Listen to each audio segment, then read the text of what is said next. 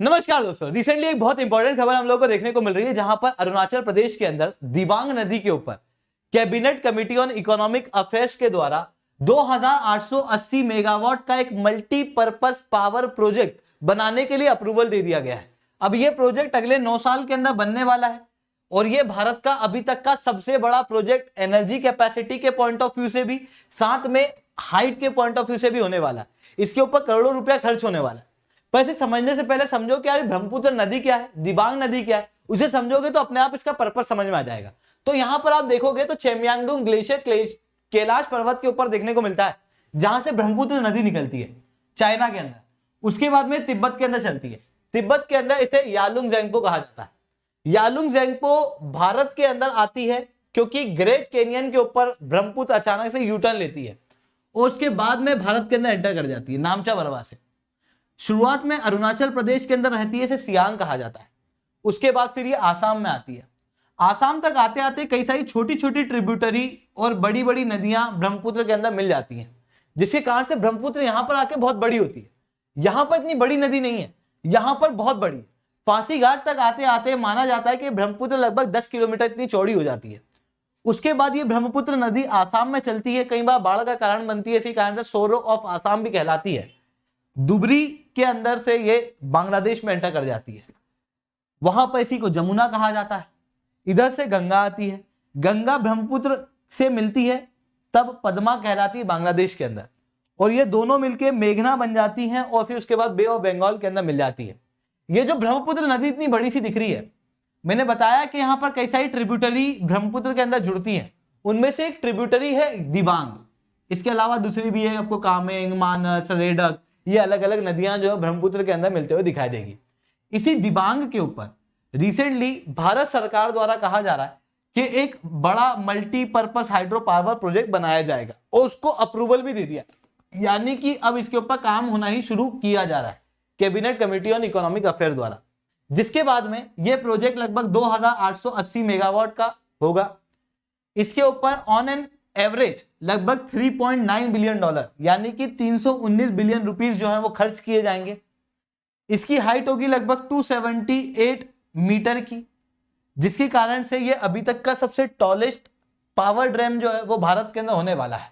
अब दोस्तों इसके क्या बेनिफिट है, क्या नुकसान है, उसे समझेंगे, बट उसके पहले आप लोग मेरे साथ में टेलीग्राम ग्रुप के ऊपर जुड़ सकते हो। मेरे क्लास की अपडेट, पीपीटी, पीडीएफ आपको हमें मिल जाती है। इसके अलावा रोज सुबह 8 बजे द की क्लास में पाथफाइंडर चैनल के ऊपर लाइव ली जाती है, आप वहां पर ही मेरे साथ में जुड़ सकते हो। एक और दोस्तों बहुत इंपॉर्टेंट बात है, अनअकैडमी के ऊपर आप लोगों को फ्री ट्रायल दिया जा रहा है, यानी कि अगर आप लोग अनअकैडमी के ऊपर जुड़ना चाह रहे हो, अभी अपना डिसीजन नहीं ले पाए हो और आप देखना चाहते हो कि अनअकैडमी में किस तरीके से पढ़ाई होती है, किस लेवल की पढ़ाई होती है, तो उसके लिए आप लोगों को 7 दिन का फ्री ट्रायल दिया जा रहा है। ये 7 दिन का फ्री ट्रायल आप 4 मार्च तक ही अप्रूव करा सकते हो।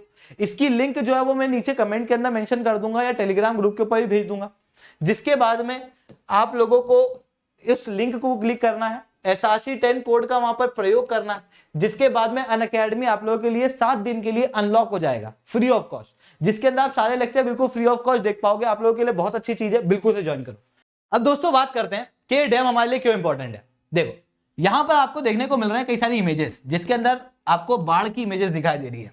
ये सारी बाढ़ जो है वो एक्चुअली आसाम में आई हुई है ब्रह्मपुत्र नदी की वजह से, क्योंकि ब्रह्मपुत्र नदी सोरो ऑफ आसाम कहलाती है। हर साल यहाँ पे बाढ़ आती है, जिसके कारण से कई सारे लोगों की जान जाती है, कई सारे लोगों के घर छूट जाते हैं, कई सारे लोगों की लाइवलीहुड छूट जाती है। ऐसी कंडीशन के अंदर ब्रह्मपुत्र नदी के ऊपर इस बाढ़ को रोकना बहुत ज्यादा जरूरी है। अब इस बाढ़ को कैसे रोका जा सकता है, तो वो आप इस मैप को देखो। इस मैप में अगर आप देखोगे तो ब्रह्मपुत्र नदी जब तिब्बत से आती है तो ऐसी बहुत बड़ी नदी नहीं होती है। इसके कारण से क्या होता है, धीरे धीरे करके जब ये अरुणाचल प्रदेश में आती है तो इसके अंदर छोटी छोटी ट्रिब्यूटरीज मिलती हैं, जैसे दिबांग है, लोहित है, ये कुछ बड़ी ट्रिब्यूटरी ब्रह्मपुत्र की। जब ये ब्रह्मपुत्र में मिलती है तो ब्रह्मपुत्र नदी बहुत बड़ी हो जाती है, फांसी घाट तक आते आते लगभग 10 किलोमीटर इतनी चौड़ी हो जाती है। इस कारण से आने वाले समय में बारिश के समय पे यहाँ पर बाढ़ जो है वो आती हुई दिखाई देती है। अगर मेरे को उस बाढ़ को रेगुलेट करना है तो मेरे को इन ट्रिब्यूटरीज के पानी को रेगुलेट करना पड़ेगा। दिबांग के पानी को रेगुलेट करने के लिए 2880 मेगावाट का ये जो प्रोजेक्ट है, जो cabinet committee on economic affair द्वारा अप्रूव कर दिया गया है, वो काफी कारगर साबित हो सकता है। इसके अलावा आप चाइना को देखो, चाइना का एक बहुत ही स्ट्रेटेजिक प्लान है। यहां पर आप देख सकते हो मेडोंग डैम का प्लान चाइना ने यहां पर बनाया भारत के अरुणाचल प्रदेश के बहुत ही पास में। इस डैम से चाइना क्या करना चाहता है ये समझना। यहां पर आपको देखने को मिल रहा है चेमयांगडुंग ग्लेशियर, उसके बाद ब्रह्मपुत्र यालुंग जेंगपो के रूप में तिब्बत के अंदर बहती है। तिब्बत के अंदर ये नदी बहुत छोटी होती है। ठंड के समय पर जब देखोगे तो पानी का मेन सोर्स होता है, बारिश के समय पे जो मेन सोर्स होता है ब्रह्मपुत्र नदी का भारत के अंदर, वो छोटी छोटी ट्रिब्यूटरीज होती हैं। पर आप अगर गर्मी के समय जाओगे तो गर्मी के समय पे ट्रिब्यूटरीज में पानी कम रहता है। जो मेन सोर्स ब्रह्मपुत्र नदी का होता है वो होता है यहाँ पर चेमयांगडुंग ग्लेशियर, क्योंकि ये पिघलता है, इसका पानी जो है वो आता है और वही ब्रह्मपुत्र के अंदर पानी बन के बहता है और कई सारे लोगों का इरिगेशन वगैरह का कामकाज उसकी वजह से चलता है। चाइना का प्लान है कि गर्मी के समय पे यहाँ पे पानी रोक लो ताकि भारत के अंदर सूखा पड़ जाए, और फिर जब बारिश का समय आए, जिस समय पे ऑलरेडी भारत के अंदर बाढ़ आ रही हो, उस समय पे पानी छोड़ दो, जिसकी वजह से क्या हो, भारत के अंदर बाढ़ जो है वो और ज्यादा ग्रेव हो जाए। इसकी मदद से चाइना जो है वो आने वाले समय में जब इंडिया चाइना के बीच में युद्ध होंगे तो इन डैम का, ब्रह्मपुत्र नदी का भारत के खिलाफ उपयोग कर सकता है एज अ वेपन। इस चीज को रोकने के लिए हम लोगों को यहाँ पर डैम बनाने पड़ेंगे ताकि चाइना जब पानी छोड़े तो हम उसके अंदर पानी स्टोर कर लें, और जब पानी चाइना रोके तो हमारे पास में जो स्टोर पानी है उसको हम लोग नीचे चलाते रहे, ताकि क्या हो, नीचे वाले क्षेत्रों के अंदर सूखा ना पड़े। उसके लिए ये डैम जो है वो काफी ज्यादा इंपॉर्टेंट साबित हो सकता है। साथ में डैम बन रहा है तो बिजली तो मिलेगी। तो अरुणाचल प्रदेश के अंदर लगभग 1346.76 MU तक की एनर्जी जो है वो ये डैम क्रिएट करेगा। पर इसी डैम की वजह से कई सारी समस्या भी है। देखो, अगर मैं दिबांग नदी के आसपास की बात करूं तो आपको एक बायोस्फीयर रिजर्व देखने को मिलता है, दिबांग रीजन, जहां पर कई सारी एंडेमिक स्पीशीज पाई जाती हैं। इवन दिबांग नदी के पास में या कहूं बस चिपका हुआ आपको दिबांग वाइल्ड लाइफ सेंचुरी भी देखने को मिलती है। ऐसी कंडीशन के अंदर यहां पर बहुत ही इंपॉर्टेंट बायोडाइवर्सिटी रहती है, एंडेमिक बायोडाइवर्सिटी रहती है। अगर यहां पर डैम बनाए जाएंगे तो वो बायोडाइवर्सिटी डिस्टर्ब होगी, जिसके कारण से बायोडाइवर्सिटी के ऊपर थ्रेट जो है वो ये डैम हो सकता है। इतना ही नहीं, अरुणाचल प्रदेश के अंदर कई सारी छोटी छोटी ट्राइब्स हैं, जिसके अंदर आपको अबोर, आका, अपटानी, दाफला, गलोंग, उनमें से कुछ ट्राइब जो है वो इसी दिबांग नदी के आसपास रहती है। तो उनके ऊपर भी ये डैम की वजह से थ्रेट जो है वो महसूस हो सकता है। इसी कारण से इस डैम के अंदर लगभग 241 करोड़ रुपए दिए जाएंगे कम्युनिटी और सोशल डेवलपमेंट के प्लान के लिए, और 327 लाख रुपीस दिए जाएंगे लोकल पीपल के कल्चर और आइडेंटिटी को प्रोटेक्ट करने के लिए, even after creation of the dam, according to the cabinet committee on economic affair.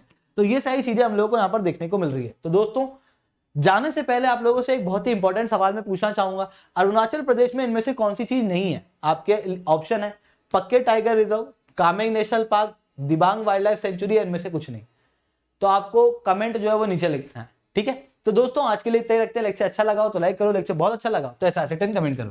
अगर आप लोगों को अनअकैडमी के ऊपर सब्सक्रिप्शन लेना तो आप लोग कोड यूज कर सकते हो SRC10। और मैंने बताया कि अभी 7 दिन का ट्रायल आप लोगों के लिए चल रहा है, बिल्कुल से सब ज्वाइन करो, फ्री ऑफ कॉस्ट है। नीचे लिंक जो है वो कमेंट के अंदर पिन है, SRC10 कोड का यूज करोगे तो उसके बाद में आपको फ्री ऑफ कॉस्ट जो है वो ये सब्सक्रिप्शन मिल जाएगा 7 दिन के लिए। आप लोगों के लिए ये चीज जो है वो 4 मार्च तक ही अवेलेबल। 4 मार्च के बाद में किसी को भी फ्री ट्रायल नहीं दिया जाएगा, केवल अभी दिया जा रहा है। तो जाओ इसके अंदर एनरोल करो। दोस्तों, आज के लिए इतना ही। जय हिंद, जय भारत।